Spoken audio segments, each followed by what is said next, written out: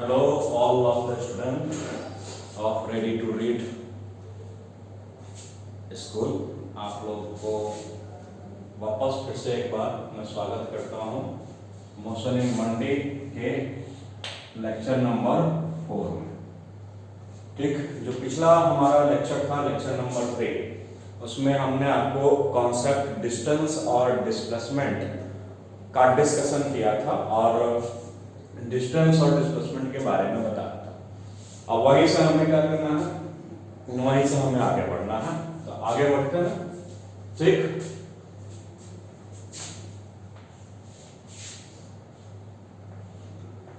Distance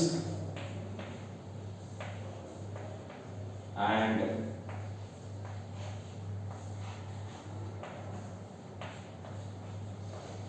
displacement, distance and displacement of particle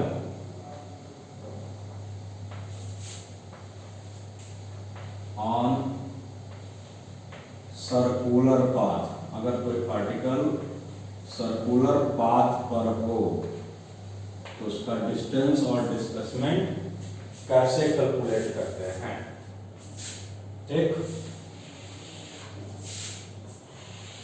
अगर कोई particle circular path पे motion कर रहा हो तो उसका डिस्टेंस और डिस्प्लेसमेंट कैसे कैलकुलेट करेंगे।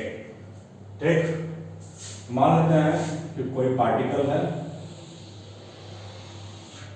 ये पार्टिकल इस सर्कुलर पाथ पर रिवॉल्व हो रहा हो जिसका रेडियस r है। सपोज समटाइम्स, कभी भी ये P पॉइंट पे था जब हमने टाइम कितना चुना 0।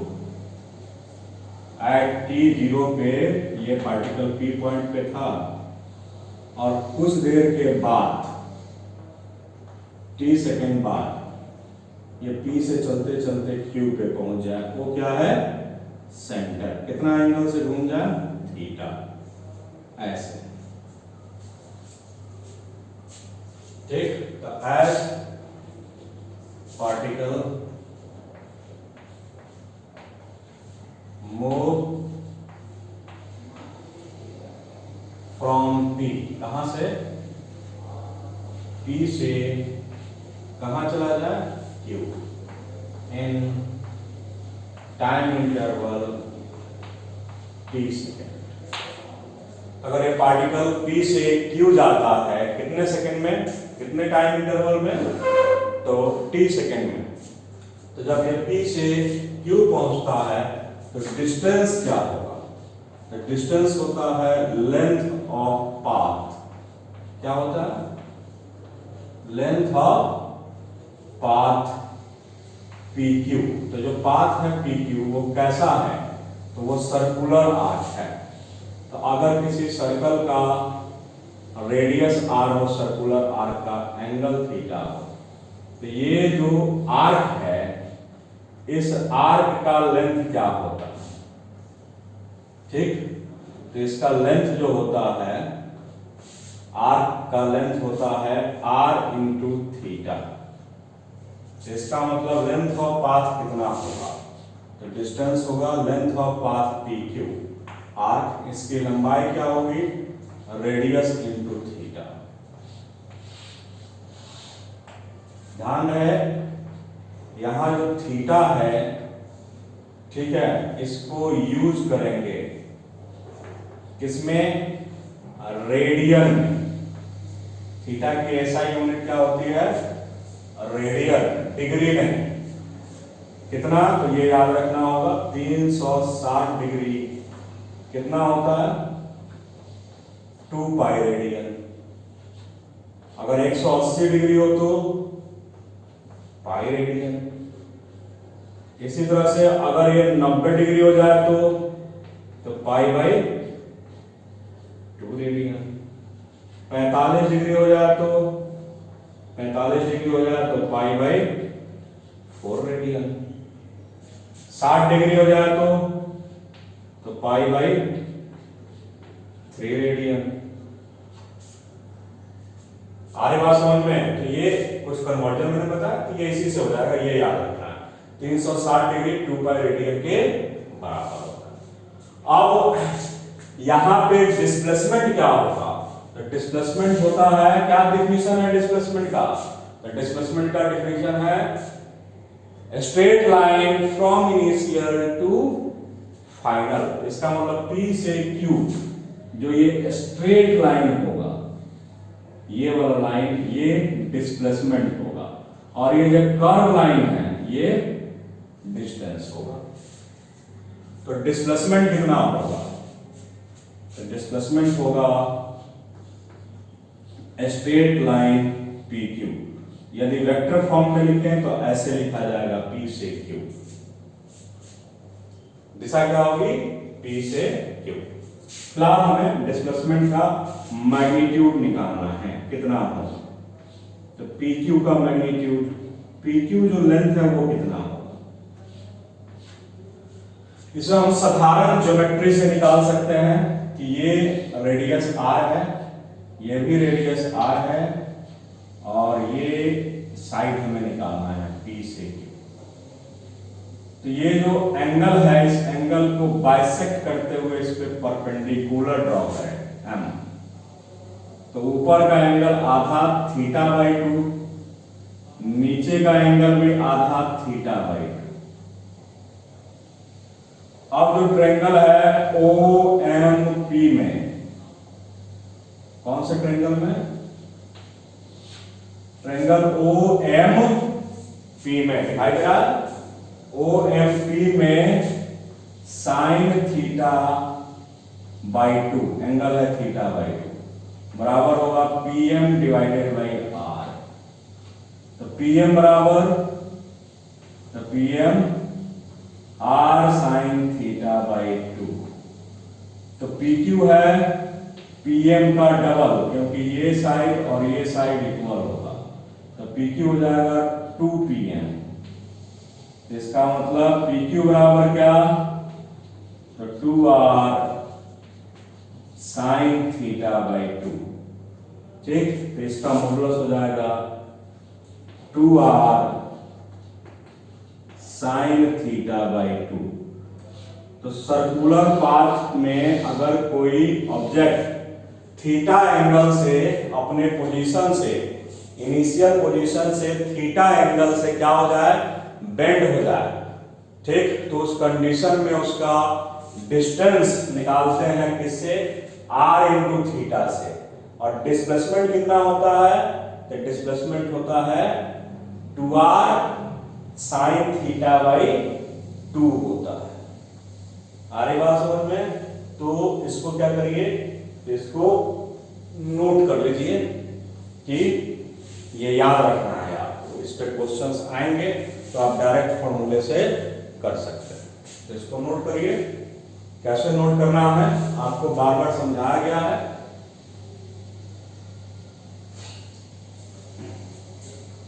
आशा करता हूं कि आप लोग नोट कर चुके होंगे। अब ये जो डिस्प्लेसमेंट है इसको हमने ज्योमेट्री से निकाला है, इसका अल्टरनेटिव मेथड भी हो सकता है।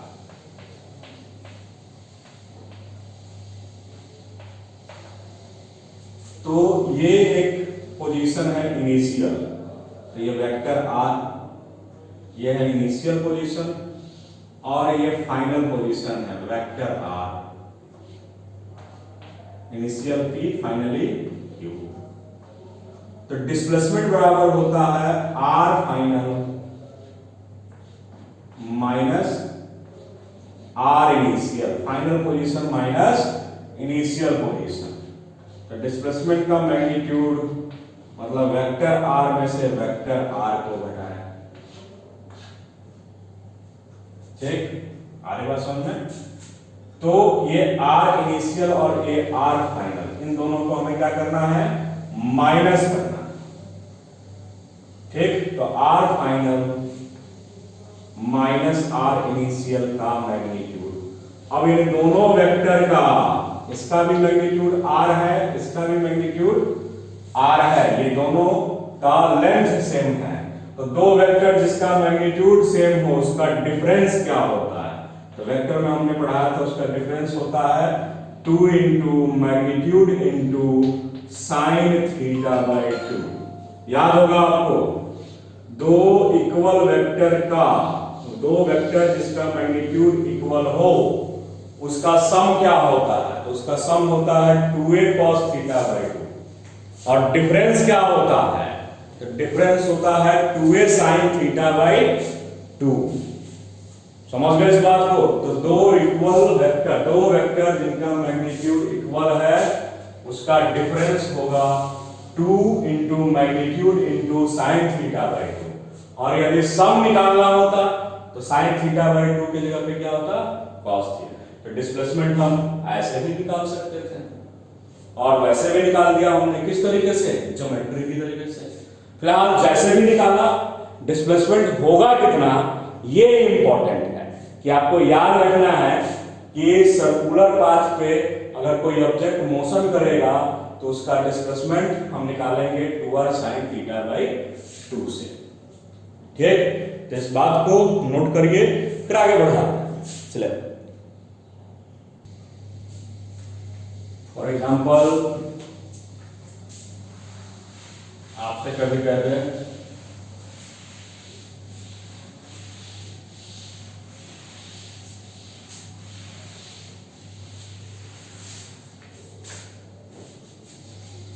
कि अगर सर्कुलर मोशन करता हुआ कोई ऑब्जेक्ट P पॉइंट से चलते चलते Q पहुंचे, Q से R, R से S, फिर P। तो जरा ध्यान से देखो, जब P से Q चलेगा कितने का एंगल बनेगा? 90 डिग्री। तो P से Q डिस्टेंस कितना? तो R इंटू एंगल 90 डिग्री मतलब पाई बाई 2। तो डिस्टेंस कितना? पाई आर बाई 2। ठीक, जरा ध्यान से, पाई आर बाई 2 को यदि 2 पाई आर बाई 4 लिखे तब भी हमारा कट पिट के यही आएगा पाई आर बाई 2। डेफिनेटली ये टोटल लेंथ 2 पाई आर होता है और P से Q जो है इस टोटल लेंथ का चौथाई पार्ट है। डिस्प्लेसमेंट कितना? डिस्प्लेसमेंट स्ट्रेट लाइन PQ कितना? 2r साइन 90/2, तो 2r साइन 45 और साइन 45 की वैल्यू कितना? 1/√2।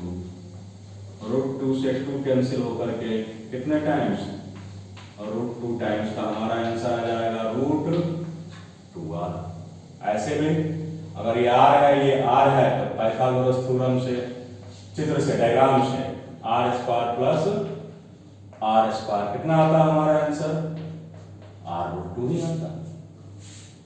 ठीक, अगर ऑब्जेक्ट P से चलते चलते R पहुंच जाए, डिस्टेंस कितना? तो P से R पहुंचेगा, एंगल कितना? 180 डिग्री। तो डिस्टेंस कितना? तो डिस्टेंस R इंटू थीटा, 180 मतलब पाई, तो पाई आर। डिस्प्लेसमेंट कितना? तो 2r साइन 180/2, इसका मतलब 2r साइन 90, साइन 90 की वैल्यू 1, कितना डिस्प्लेसमेंट? 2r। ऐसे भी P से सेंटर तक r और सेंटर से यहां तक भी r, तो टोटल डिस्टेंस 2r। तो एज इट इज निकाल सकते हैं। ठीक, अगर इसी तरह से P से S कह दिया जाता तो ये एंगल टोटल होता 270। तो क्या लिखते डिस्टेंस? तो डिस्टेंस लिखते r इंटू 270 मतलब 3 पाई बाई 2। पाई बाई 2 90 है, तो 90 का क्या? 3 गुना 270, तो 3 पाई बाई 2। इसका आंसर आ जाता है 3 पाई r बाई 2। डिस्प्लेसमेंट कितना? तो 2r साइन 270/2, तो 2r साइन 135, ठीक, मतलब 2r साइन 135 की वैल्यू वही होगी जो साइन 45 की। तो अगेन आंसर कितना, √2r। अगर P से चलते चलते P पहुंच जाता, P से चलते चलते P पहुंच जाता, थीटा कितना 360 डिग्री से घूम जाता, डिस्टेंस कितना 2πr तय करता, बट डिस्प्लेसमेंट कितना 0, क्योंकि जहां से चला है वहीं पे पहुंचा है। तो कोई भी क्वेश्चन इस टाइप का आ जाएगा सर्कुलर पाथ का, तो आप ये डायग्राम नहीं भी बनाएंगे, आपको ये फॉर्मूला याद रहेगा, तो आप डायरेक्ट आंसर निकाल सकते हैं। समझ गए इस बात को? तो इसको भी क्या करना है, आप लोगों को नोट करना है, तो नोट कर लेंगे इसको। चलिए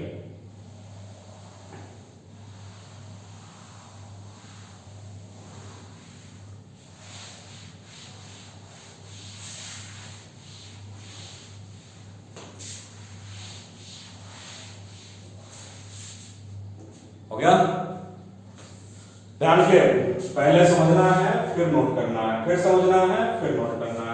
अनदर एग्जांपल, जैसे आपको कभी ऐसा जरूर नहीं कि यही हो, आपसे कहे कि एक ऑब्जेक्ट इस सर्कुलर पाथ पे अपने इनिशियल पोजीशन से 120 डिग्री से टर्न हुआ, P से Q पहुंच गया, कितने डिग्री से टर्न हुआ, 120 डिग्री से।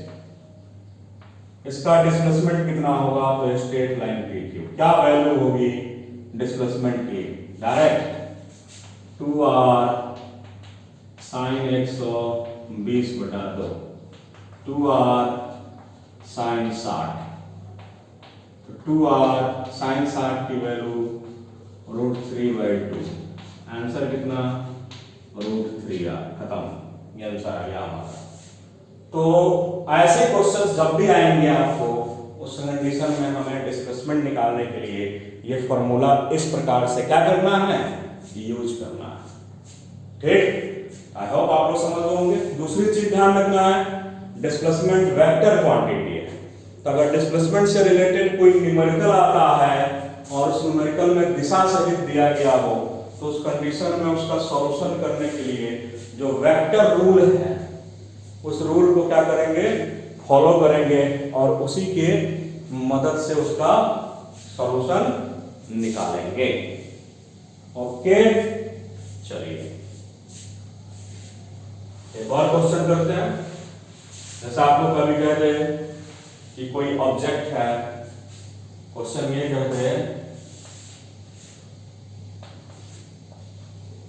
an object moves towards north for 5 kilometer, then after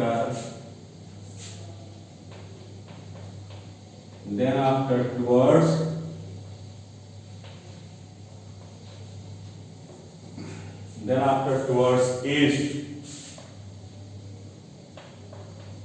for 4 kilometer, and finally 6√2 kilometer towards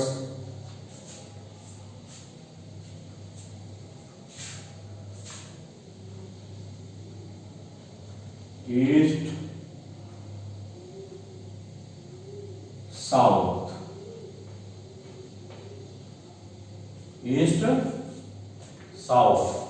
find position, find displacement, क्या निकालना हो, from स्टार्टिंग पॉइंट से क्या करिए, डिस्प्लेसमेंट निकालिए। मान लेते हैं ये क्वेश्चन आ जाए कभी, तो हमें डिस्प्लेसमेंट निकालना है, तो डिस्प्लेसमेंट निकालना है, डिस्प्लेसमेंट कौन सा है, वेक्टर क्वांटिटी। तो यहाँ जो जो तीन इंडिविजुअल मतलब बीच के इंटरमीडिएट डिस्प्लेसमेंट दिए गए हैं उन सबका डायरेक्शन दिया गया है। तो डायरेक्शन दिया है तो हमें इसका सॉल्यूशन वेक्टर फॉर्म से करना है। तो सीधा कुछ ऐसे करेंगे, यहां एक साइन कन्वेंशन ले लेंगे कि जो ईस्ट है वो एक्स एक्सिस है और जो नॉर्थ है वो वाई एक्सिस है। तो साउथ हो जाएगा नेगेटिव वाई एक्सिस और वेस्ट हो जाएगा नेगेटिव एक्स एक्सिस। तो ईस्ट वेस्ट को एक्स और नॉर्थ साउथ को वाई अक्ष हम चुन लिए। तो पहला डिस्प्लेसमेंट कितना? तो पहला डिस्प्लेसमेंट है 5 किलोमीटर। किधर की तरफ? नॉर्थ की तरफ। तो नॉर्थ को हम कौन सा एक्सिस माने हैं? वाई, तो इसको लिख देंगे जे कैप। सेकेंड डिस्प्लेसमेंट कितना? तो सेकेंड डिस्प्लेसमेंट है 4 किलोमीटर। किधर की तरफ? ईस्ट की तरफ। तो इसको क्या माने हैं? एक्स एक्सिस, तो आई कैप। थर्ड डिस्प्लेसमेंट कितना? ठीक, तो थोड़ा सा डायग्राम बना लेंगे। थर्ड डिस्प्लेसमेंट है आपका ईस्ट और साउथ के बीच में। कितने का? 6√2। कुछ लिखा नहीं है कितने एंगल पे। तो जब यहां ये ऐसे लिखा रहता है और कोई एंगल मेंशन नहीं होगा कि 30 डिग्री, कोई भी 60 डिग्री, ऐसा कुछ नहीं लिखा होगा, तब हम मानेंगे कि ये एग्जैक्टली बीच में है। तो एग्जैक्टली बीच में है तो ये एंगल 45 होगा। तो इसका एक कंपोनेंट cos S3 का, एक कंपोनेंट S3 cos 45 और एक कंपोनेंट S3 sin 45। ये साउथ पे और वो ईस्ट पे। तो S3 को कुछ ऐसे लिखा जाएगा 6√2 cos 45 आई कैप में और 6√2 sin 45 कहां? माइनस जे कैप। क्योंकि माइनस जे कैप इसलिए क्योंकि हमने नॉर्थ को वाई माना है, तो जो साउथ होगा वो निगेटिव वाई होगा। तो उसको किससे रिप्रेजेंट करेंगे? माइनस से। अब नेट डिस्प्लेसमेंट कितना? Net displacement S1 plus S2 plus S3। इसका मतलब 5 जे कैप 4 आई कैप। इसका सॉल्यूशन करोगे तो ये हो जाएगा 6√6 आई कैप और -6 जे कैप हो जाएगा। तो इसका मतलब हमारे पास आंसर आ जाएगा 6 4 10 आई कैप और -1 जे कैप। तो ये हमारा आंसर आ गया। आंसर इसी फॉर्म में होगा या हो सकता है कि मैग्नीट्यूड फॉर्म में हो। तो इसका मैग्नीट्यूड निकालना होगा तो √10 का स्क्वायर प्लस 1 का स्क्वायर, तो √101।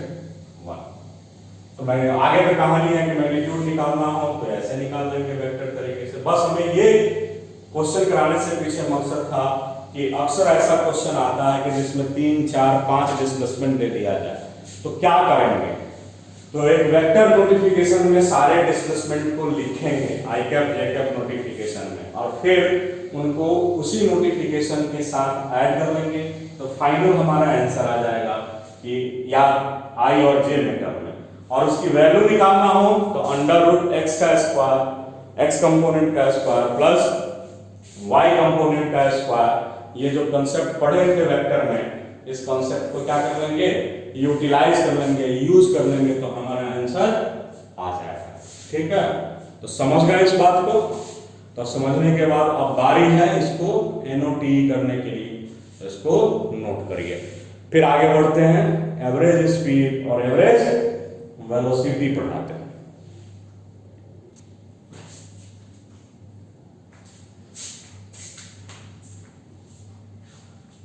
तो फिर आगे बढ़ाते हैं सिलेबस को।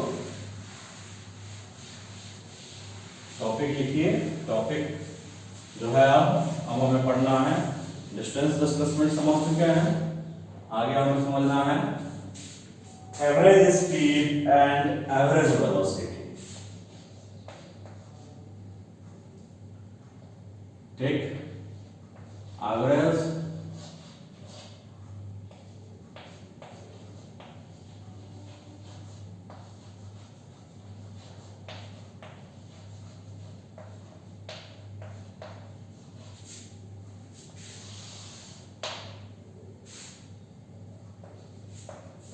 Speed and average velocity. ठीक, एवरेज का मतलब क्या? तो एवरेज का मतलब कि दो टाइम के बीच, दो डिफरेंट टाइम के बीच में के लिए जब हम कैलकुलेशन करेंगे उसे एवरेज कहते हैं। और इंस्टेंटेनियस का मतलब क्या होता है? तो किसी पार्टिकुलर टाइम के लिए कैलकुलेशन करते हैं तो इंस्टेंटेनियस होता है। जैसे कि अभी मैं जो बोल रहा हूं वो इंस्टेंटेनियस सेंटेंसेस है, चाहे अभी जो वर्क करना हो वो इंस्टेंटेनियस है। अगर मेरा कहा जाए कि एवरेज वर्क निकालना है तो उसके लिए इंटरवल चुनना पड़ेगा कि सुबह से लेके शाम तक मैंने कितना वर्क किया। ठीक, उस वर्क का एवरेज निकालना होगा तो एक इंटरवल होगा। और इंस्टेंटेनियस मतलब अभी, जैसे आप बाइक चला रहे हैं तो बाइक चला रहे हैं तो एट अ इंस्टेंट आपके बाइक की स्पीड क्या है? ये इंस्टेंटेनियस स्पीड है। और आप यहां से घर पहुंचे तो उसका एक एवरेज निकलेगा, कभी स्पीड आपकी बढ़ रही है, कभी स्पीड घट रही है, कभी आप रास्ते में रुक के चाय भी पी सकते हैं। ठीक, ऐसा भी हो सकता है। ठीक, तो उस कंडीशन में जब एवरेज वैल्यू निकालेंगे कि ठीक है भाई, आप यहां से आप इस रास्ते से घर आए, आपने 5 किलोमीटर दूरी तय किया और आने में आपको आधा घंटा समय लगा, तो 5 डिवाइडेड बाई आधा घंटा, आपको स्पीड निकल के आएगा 10 kilometre per hour average speed. लेकिन रास्ते में क्या था? तो रास्ते में किसी समय पे आपकी स्पीड बाइक के स्पीडोमीटर में 10 से ज्यादा भी हो सकता है, 10 से कम भी हो सकता है। इनफैक्ट जब आप रुके थे उस समय आपकी स्पीड क्या थी? तो 0 थी। तो ये सब जो अलग अलग टाइम पे स्पीड होते हैं उनको बोलते हैं इंस्टेंटेनियस स्पीड या सिर्फ स्पीड। जब बोला जाता है कि एक कार की स्पीड 40 मीटर प्रति सेकंड है, इसका अर्थ होता है कि वो किसी समय की बात है। और कहा जाए कार का एवरेज स्पीड 40 आया है, इसका मतलब एक इंटरवल की बात है। मतलब एक कार कुछ समय में कुछ दूरी तय किया है, उस दूरी को समय से जब डिवाइड करेंगे तो वो हमारा एवरेज निकला है। ठीक, तो इस बात को ध्यान रखिएगा, average speed and average velocity. ठीक, total distance, total distance travelled by object. ठीक, travelled by object per unit interval of time, per unit interval of time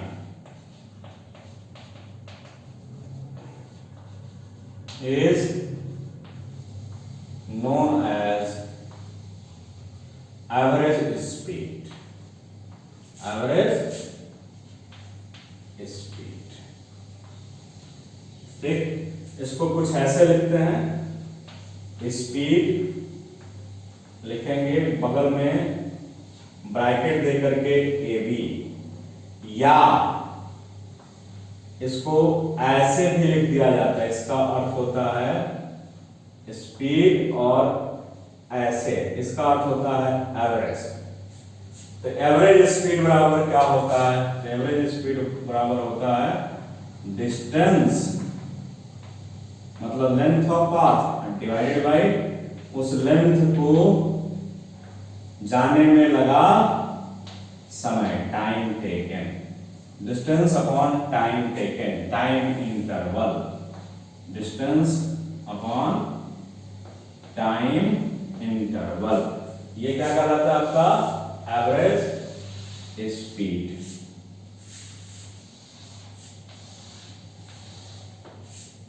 ठीक, अब कोई ऑब्जेक्ट यदि ए से बी जाता है तो ए से बी डिस्टेंस क्या होगा? ए से बी डिस्टेंस चॉइस होगा वो किस रास्ते से गया है। मान लो इस रास्ते से गया तो ये डिस्टेंस हो गया। ए पे था 10 बजे और बी पे पहुंचा 10:30 बजे, 10:30 पे, तो आधे घंटे में उसने ये दूरी तय की है उस रास्ते से। लेकिन जब वो ए से बी पहुंचेगा तो डिस्प्लेसमेंट क्या होगा? तो ए से बी जब पहुंचेगा तो displacement straight line A B displacement होगा। स्ट्रेट लाइन ए बी क्या होगा? डिस्प्लेसमेंट होगा। तो वो 10 से 10:30 के बीच में, जैसे मान लेते हैं कि इस रास्ते से गया हो, ये रास्ता 12 किलोमीटर लंबा हो, डिस्प्लेसमेंट डेफिनेटली 12 किलोमीटर लंबा नहीं होगा, उससे कम होगा, मान लेते हैं 8 किलोमीटर। तो उसने उस इंटरवल में 10 से 10:30 के बीच में उस ऑब्जेक्ट ने दूरी तय किया है 12 किलोमीटर, लेकिन डिस्प्लेसमेंट उसका है 8 किलोमीटर। तो इसी इंटरवल में डिस्प्लेसमेंट अपॉन टाइम जो होगा वो एवरेज वेलोसिटी कहलाएगा। वो क्या कहलाएगा बेटा? तो वो आपको एवरेज वेलोसिटी कहलाएगा। एवरेज वेलोसिटी क्या होगा? ठीक, तो डिस्प्लेसमेंट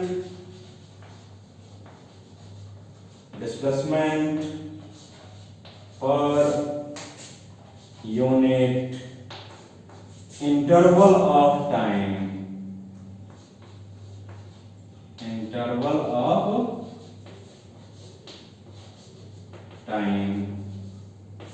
for moving object,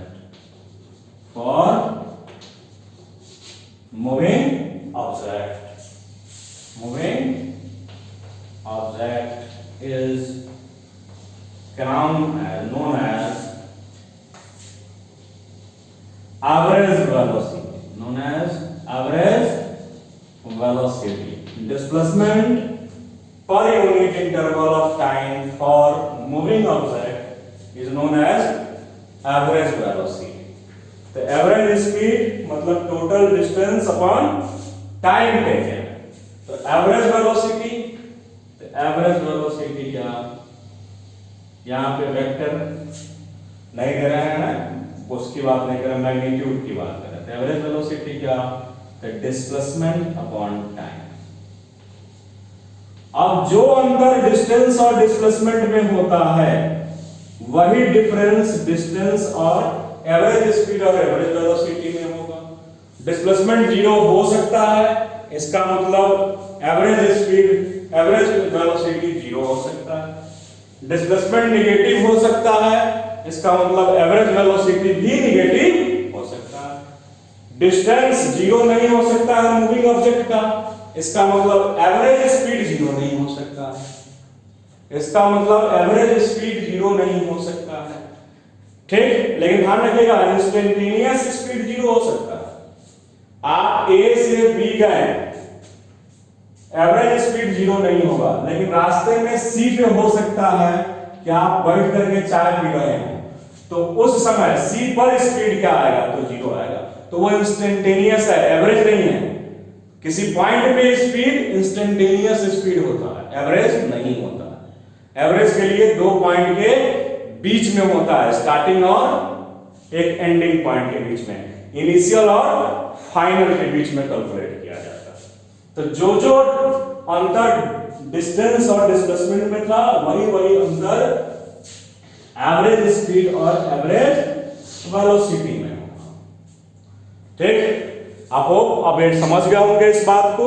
तो इस डिफिनीशन को जब नेक्स्ट लेक्चर में लेक्चर नंबर 5 पढ़ाऊंगा, तब तक आप ये लेक्चर नंबर 4 पढ़े होंगे, ये डिफिनीशन को पढ़े होंगे।